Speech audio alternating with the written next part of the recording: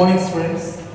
So మనము last క్లాస్లో శక్తికి సంబంధించి అంటే స్థిర శక్తి అంటే ఏంటి, గతిశక్తి శక్తి అంటే ఏంటి, స్థిర శక్తిలో ఉన్నటువంటి సమీకరణ రాబట్ట అండ్ గతిశక్తికి శక్తికి సంబంధించినటువంటి సమీకరణ రాబట్ట లాస్ట్ క్లాస్లో మనం నేర్చుకోవడం జరిగింది. ఓకేనా? అంటే అలాగే మనం పనిశక్తి సిద్ధాంతం అంటే ఏంటిది, పనిశక్తి సిద్ధాంతాన్ని మనం నిరూపించడం కూడా మనం లాస్ట్ క్లాస్లో నేర్చుకున్నాము. సో ఈరోజు ఇంకొక కొత్త టాపిక్ గురించి నేర్చుకుందాం. ఏంటి సార్ అంటే శక్తి నిత్యత్వ నియమం అంటే ఏంటిది, శక్తి నిత్యత్వ నియమం అంటే ఏంటిది, అదిని ఒక స్వేచ్ఛగా క్రిందికి పడేటువంటి వస్తువు విషయంలో దాన్ని ఎలా నిరూపించాలి అనేది ఈరోజు నేర్చుకుందాం. సో శక్తి నిత్యత్వ నియమం అంటే ఏంటి సార్, శక్తిని మనం సృష్టిస్తామా, సృష్టించలేము. అలాగే నాశనం చేస్తామా, నాశనం చేయలేము. కానీ ఒక రూపం నుంచి ఇంకొక రూపానికి మనం మార్చుకుంటాం, ఒక రూపం నుంచి ఇంకొక రూపంలోకి మార్చబడుతుంది. దాన్ని మనం శక్తి నిత్యత్వ నియమంగా చెప్పుతాము. విశ్వంలో ఉన్నటువంటి మొత్తం శక్తి అనేది స్థిరంగా ఉంటుంది. ఓకేనా? అసలు శక్తి నిత్యత్వ నియమం అంటే ఏంటి, శక్తిని మనం సృష్టించలేము, అలాగే నాశనం చేయలేము. శక్తిని సృష్టించలేము, నాశనం చేయలేము. కానీ ఒక రూపం నుండి ఇంకొక రూపంలోకి, ఒక రూపం నుండి ఇంకొక రూపంలోనికి మార్చబడుతుంది. ఓకేనా? ఒక రూపం నుంచి ఇంకొక రూపంలోనికి మారుతుందే తప్ప శక్తి అనేది ఎక్కడ నష్టపోము, అలాగే ఎక్కడ కూడా మనకు అంటే మన దాన్ని ఏం నాశనం చేయలేము. ఓకేనా? దాన్ని డిస్ట్రాయిడ్ చేయలేము. కాబట్టి శక్తి అనేది విశ్వంలో ఉన్నటువంటి మొత్తం శక్తి అనేది స్థిరంగా ఉంటుందని మనకు శక్తి నిత్యత్వ నియమం ద్వారా తెలియజేస్తుంది. దాన్ని మనం ఒక స్వేచ్ఛగా క్రిందికి పడేటువంటి వస్తువు విషయంలో, స్వేచ్ఛగా క్రిందికి పడేటువంటి వస్తువు విషయంలో దాన్ని మనం ఇప్పుడు నిరూపిస్తున్నాం. ఓకేనా? సో దాని కొరకు మనం ఏం చేస్తున్నాం సార్ అంటే ఒక స్వేచ్ఛగా క్రిందికి పడేటువంటి వస్తువు విషయంలో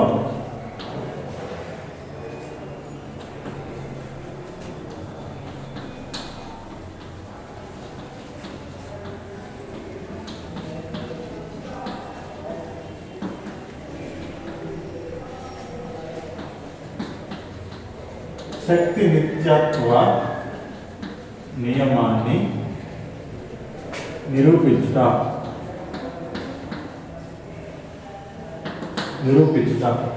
సో దాని కొరకు ఏం చేస్తున్నాం సార్ అంటే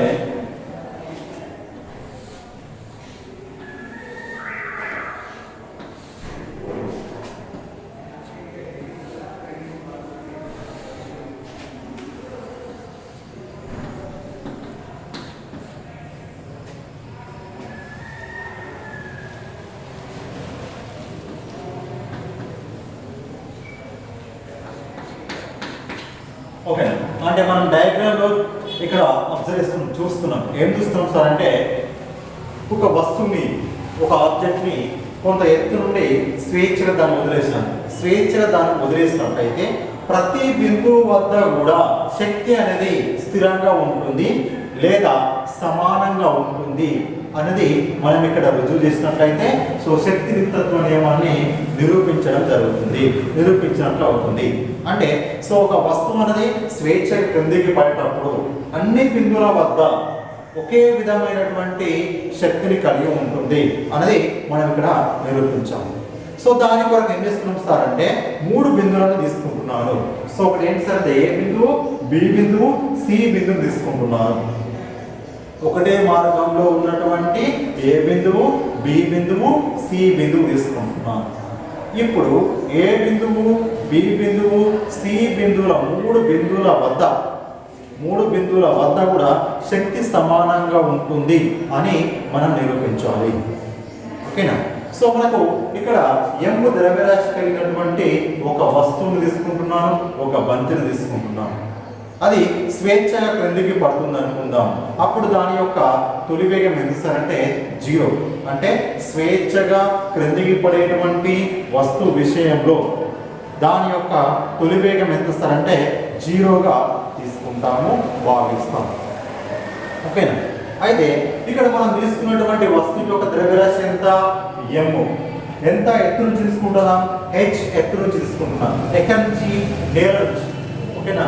నేల నుంచి h ఎత్తులో m ద్రవ్యరాశి కలిగినటువంటి ఒక వస్తువును నేను తీసుకుంటున్నాను. ఓకేనా. అయితే సో ఇక్కడ మనకి ఏ నుంచి అంటే బిందువు సికి రీచ్ అయ్యేటప్పుడు సిని చేరేంత వరకు సిని చేరుతుంది అనుకుందాం. దాని యొక్క పూర్తి అంటే సో స్థితి శక్తి ఎట్లా మారుతుంది, గతి శక్తిగా మారుతుంది. ఓకేనా. భూమిని చేరిన తర్వాత గతి శక్తి ఏమైతుంది, స్థితి శక్తిగా మారుతుంది. ఓకేనా. అంటే సో మనం ఇప్పుడు ఏం నిరూపిస్తున్నాం, ఈ వస్తువు అనేది కిందికి వచ్చేటప్పుడు 3 బిందువుల వద్ద కూడా ABC అనేటువంటి 3 బిందువుల వద్ద 3 పాయింట్స్ వద్ద శక్తి అనేది సమానంగా ఉంటుంది, స్థిరంగా ఉంటుంది, సమానంగా ఉంటుంది అని మనం రుజువు చేయాలి. ఓకేనా. అప్పుడు మాత్రమే శక్తి నిత్యత్వ నియమాన్ని రుజువు చేసిన వాళ్ళం అవుతాం.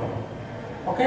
అసలు మొత్తం శక్తి అంటే ఏంటి సార్, స్థితి శక్తి ప్లస్ గతి శక్తి ఈ రెండింటిని కలుపుకున్నట్లయితేనే మొత్తం శక్తి అని తీసుకుంటాం. మొత్తం శక్తి is equal potential energy plus kinetic energy, అంటే స్థితి శక్తి ప్లస్ గతి శక్తిగా భావిద్దాం. ఓకేనా. అలాగే ఇక్కడ మన స్థితి శక్తికి సమీకరణం తెలుసు మనకు mgh అని. అలాగే గతి శక్తికి సమీకరణం తెలుసు ఏంటిది, ఆఫ్ mv² అని. ఓకేనా. mgh అంటే ఏంటిది, m అంటే ద్రవ్యరాశి, g అంటే గురుత్వ త్వరణం, h అంటే ఎత్తు. అలాగే గతి శక్తిలో ఉన్నటువంటి పదాలు ఏంటి, ఆఫ్ mv². m అంటే ద్రవ్యరాశి, v అంటే వేగం. ఓకేనా.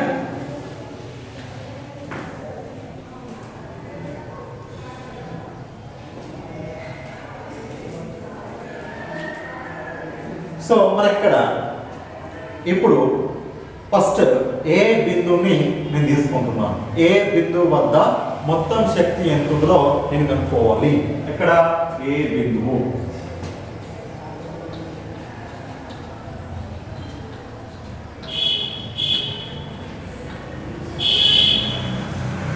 సో ఏ బిందువు వద్ద మొత్తం శక్తి కనుక్కోవాలి అంటే మొదటిగా స్థితి శక్తి ఎంత ఉంటుంది, అలాగే గతి శక్తి ఎంత ఉంటుందో కనుక్కోవాలి. సో స్థితి శక్తి ఏ బిందువు వద్ద ఎంత ఉంటుంది, స్థితి శక్తిని మనం ఎలా వస్తాం, పొటెన్షియల్ ఎనర్జీ అని ఇంగ్లీష్ లో పిలుస్తాం. Potential energy P dot E అంటే ఏంటి సార్, స్థితిజ శక్తి. ఓకేనా. So P dot E is equal సూత్రం ఏంటిది, స్థితిజ శక్తి ఈజ్ ఈక్వల్ mgh. m అంటే ద్రవ్యరాశి, g అంటే గురుత్వ త్వరణం, h అంటే ఎత్తు. ఓకేనా. అయితే ఇప్పుడు దీని యొక్క స్థితి శక్తి m ద్రవ్యరాశి, g అంటే గురుత్వ త్వరణం, h అంటే ఎత్తు. కాబట్టి ఈ 3 పదాలు కూడా ఏమి మారాయి. ఓకే. సో మనకు నెక్స్ట్ మనం ఏం అనుకోవాలి, గతి శక్తి అనుకోవాలి. సో గతి శక్తి is equal of mv² of mv². But దీని యొక్క తొలి వేగం ఎంత సార్ అంటే 0. కాబట్టి of m0² is equal to 0. ఎందుకు సార్ అంటే అది స్వేచ్ఛగా క్రిందికి పడుతున్నటువంటి ఒక వస్తువు కాబట్టి. ఓకేనా. కాబట్టి దాని యొక్క వేగాన్ని మనం 0గా తీసుకుంటాం. కాబట్టి మొత్తం ఎంత అవుతుంది, 0 అవుతుంది. So total energy P dot E అంటే మొత్తం ఎనర్జీ ఏ బిందువు వద్ద ఈజ్ ఈక్వల్ పొటెన్షియల్ ఎనర్జీ, స్థితి శక్తి ప్లస్ గతిజ శక్తి. ఓకేనా. సో స్థితి శక్తి ఎంత వస్తుంది, mgh వస్తుంది. గతి శక్తి ఎంత వస్తుంది, 0. మొత్తం శక్తి ఎంత, mgh. ఇక్కడ టోటల్ ఎనర్జీ ఏ బిందువు వద్ద.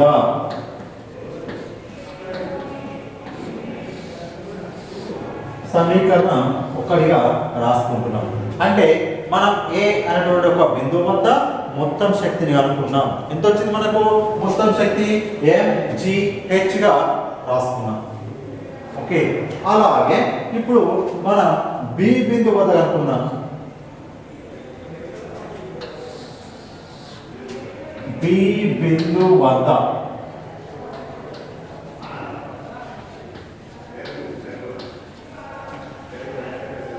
మొత్తం శక్తి అనుకోండి. అయితే ఇక్కడ వస్తువు అనేది ఏ బిందువు నుండి బి బిందువుని v1 వేగంతో వచ్చింది అని భావిద్దాం. v1 వేగంతో చేరింది అనుకుందాం. అది ప్రయాణించిన దూరం ఎంత? x. అంటే ప్రయాణించినటువంటి వేగం ఎంత? x. ఎంత ఎత్తులో ఉంది భూమి నుండి? h - x ఎత్తులో ఉంది. ఇక్కడ రెండు పదాలను గుర్తుపెట్టుకోవాలి. ఒక పదం ఏంటి సార్ అంటే అది ఎక్కడి నుండి వచ్చింది? x దూరం నుంచి వచ్చింది. ఎంత వేగంతో వచ్చింది? v1 వేగంతో రావడం జరిగింది. అంటే సో భూమి నుండి ఎంత ఎత్తులో ఉంది? h - x ఎత్తులో ఉంది. h - x ఎత్తులో ఉంది భూమి నుండి. ఓకేనా? అయితే సో ఇప్పుడు దాని యొక్క స్థితిజ శక్తికి సమీకరణం రాబడుతున్నాం. సో స్థితిజ శక్తి potential energy P dot E is equal mgh. ఓకేనా? mgh. h అంటే ఏంటి సార్? ఈ B బిందువు ఈ నేల నుండి ఎంత ఎత్తులో ఉన్నదో అదే h. ఓకేనా? కానీ ఇక్కడ ఎంత ఎత్తులో ఉంది? h - x ఎత్తులో ఉంది. కాబట్టి ఇక్కడ h ప్లస్ ఏం రాయాలి? h - x రాయాలి. ఓకేనా?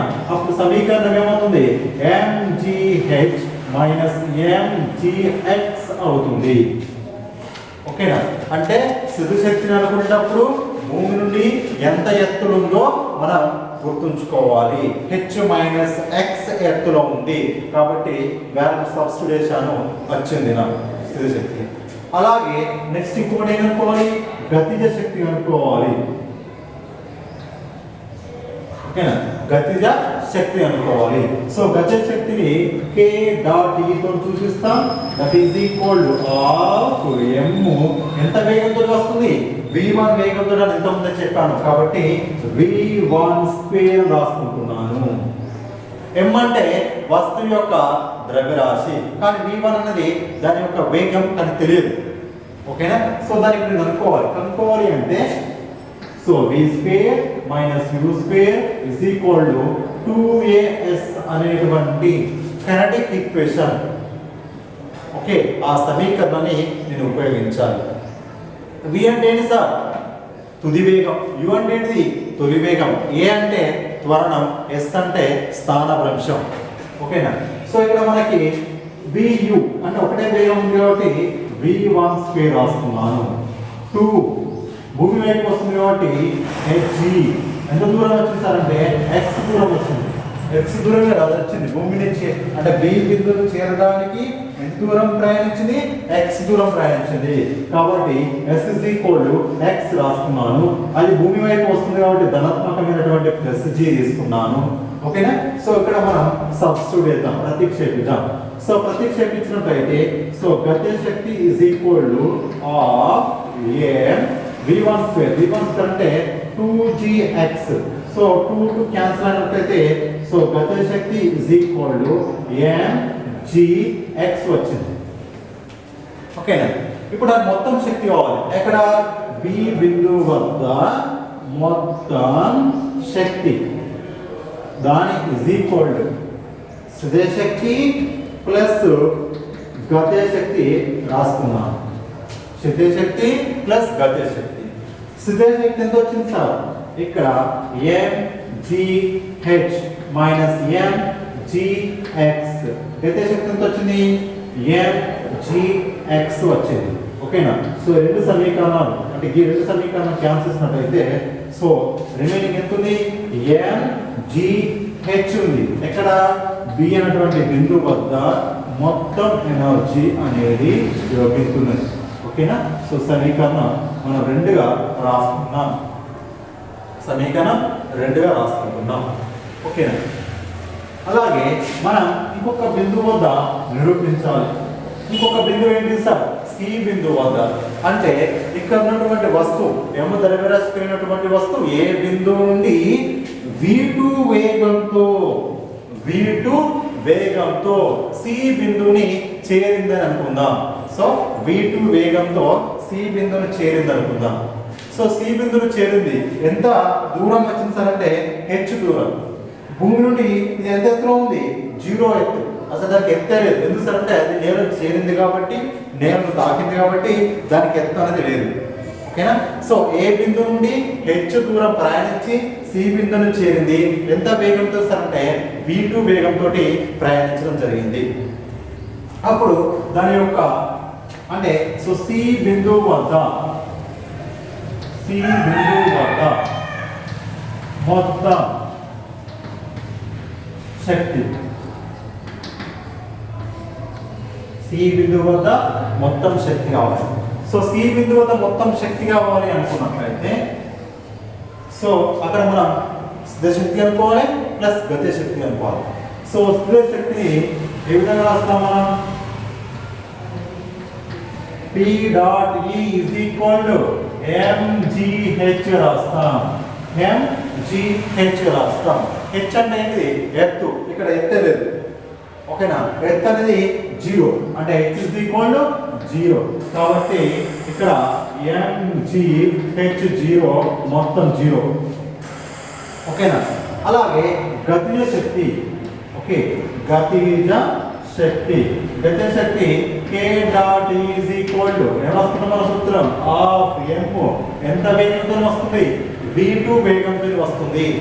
అంటే ఏ బిందువు నుంచి సి బిందువుకు చేరడానికి v2 వేగంతో వస్తుంది కాబట్టి అక్కడ గతిజ శక్తి ఫార్ములా రాస్తాం ఆఫ్ m v2² రాస్తాం. m అంటే వస్తువు యొక్క ద్రవ్యరాశి, కానీ v అంటే వేగం తెలియదు మనకు. సో వేగాన్ని కనుక్కోవాలి. సో వేగాన్ని కనుక్కోవడానికి మళ్ళీ సూత్రం వాడుతున్నాను. v² - u² = 2as వాడుతున్నాను. ఓకేనా. ఆ వస్తువుకు ఉన్నటువంటి వేగం ఎంత? 2 వేగం ఉంది, ఒక వేగం. సో v2² వేగం. సో 2 ఇంటూ కిందికి వస్తుంది కాబట్టి ప్లస్ g రాశాను. s అంటే ఎంత దూరం ట్రావెల్ చేసింది? h దూరం ట్రావెల్ చేసింది. h దూరం ప్రయాణించింది కాబట్టి 2gh రాస్తున్నాను.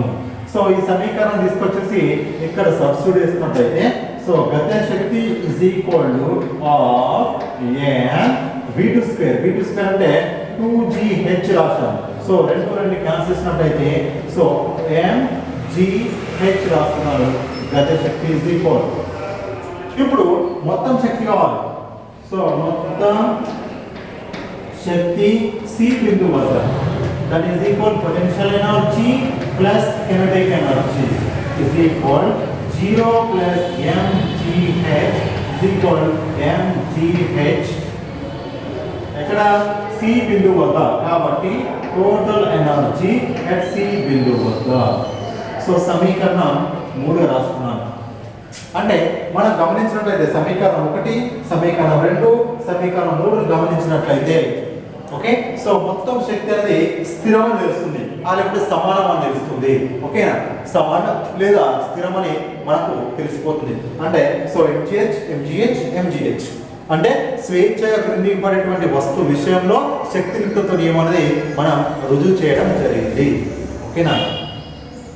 సో మనము ఫర్దర్ క్లాస్లో ఇంకొక క్లాస్లో అభిఘాతాలు అంటే ఏంటి, అభిఘాతాలు అటువంటి ఎన్ని రకాలు ఉంటాయి, అలా దానిలో ఏకాంతం అంటే సో మనకు ఆ అభిఘాతాల యొక్క అంటే ఏంటిది అభిఘాతం చెందినప్పుడు ఓకే అది ఏకముఖ్య అభివాకమా, అందులో మనకు దాని యొక్క సమీకరణం రాబట్టాలి. ఓకే, దానిలో తుది వేగాలు v1 అనుకోవాలి, v2 అనుకోవాలి. ఈ విధంగా మనకు నెక్స్ట్ సంబంధించినటువంటి క్లాస్లో దాని గురించి అభిఘాతాల గురించి క్లుప్తంగా ఓకే నేర్చుకుందాం.